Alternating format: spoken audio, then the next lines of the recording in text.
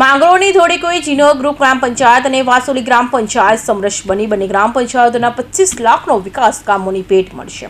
ફટાકડા ફોડી મીઠાઈ વેચી આનંદ ઉત્સવ મનાયો. માંગરોળ તાલુકાના ધોળીકુઈ જીનોરા ગ્રુપ ગ્રામ પંચાયત અને વાસોલી ગ્રામ પંચાયતના સમરસ બનતા ગ્રામજનોએ ફટાકડા ફોડી મીઠાઈ વેચી આનંદ ઉત્સવ મનાવ્યો હતો.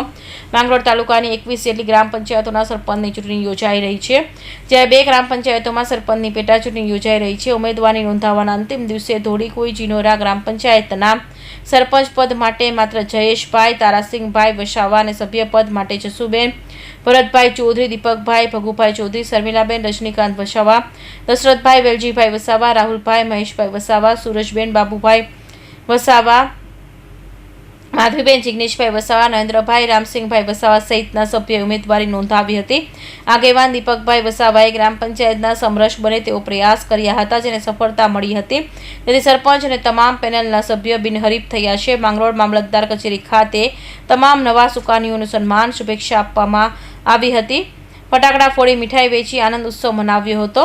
વાસોલી ગ્રામ પંચાયતમાં સરપંચ પદ માટે કનુભાઈ ગોપાલભાઈ વસાવાને ઉમેદવારી નોંધાવી હતી અને અન્ય પેનલનો સભ્યો જીનલબેન, ચિન્મય પટેલ, ભગવતી રમેશભાઈ પટેલ, અરુણભાઈ મગનભાઈ પટેલ, યોગેશભાઈ રાજુભાઈ વસાવા, નરેન્દ્રભાઈ નારુભાઈ પરમાર, દક્ષાબેન બાબુભાઈ વસાવા, રેખાબેન ગુમાનભાઈ વસાવા અને રાકેશભાઈ બાલુભાઈ વસાવા સામે કોઈ ઉમેદવારી નહીં નોંધાતા તેઓ બિનહરીફ વિજેતા થયા હતા. પ્રભાતભાઈ પટેલ સહિતના આગેવાનોએ નવા વિજેતાઓને અભિનંદન આપ્યા હતા.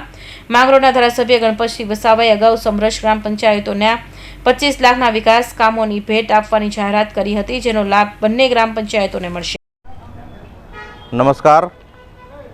માંગરોળ તાલુકાની આ ગ્રામ પંચાયતોની ચૂંટણીમાં આજે ધોળીકુઈ ગ્રુપ ગ્રામ પંચાયત ફક્ત એક જ પેનલ એ ઉમેદવારી કરીને બિનહરીફ કરી છે. ત્યારે ધોળીકુઈ ગ્રુપ ગ્રામ પંચાયતના તમામ મતદારો, તમામ ભાઈઓ બહેનોનો આભાર વ્યક્ત કરીએ છીએ.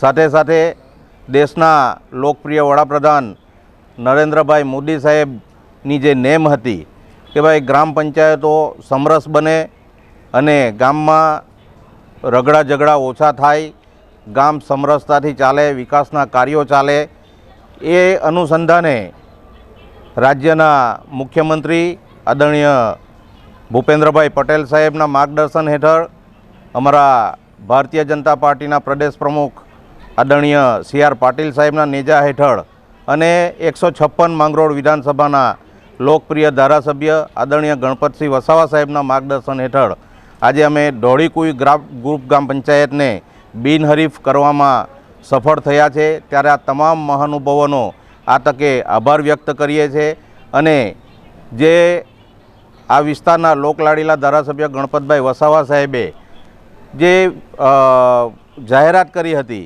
કે ભાઈ જે ગ્રામ પંચાયત સમરસ થશે એને 25 લાખ રૂપિયાના વિકાસના કાર્યો આપવામાં આવશે, ત્યારે એ વિકાસના કાર્યો જીતવામાં પણ ધોળીકુઈ ગ્રુપ ગ્રામ પંચાયત સફળ થઈ છે.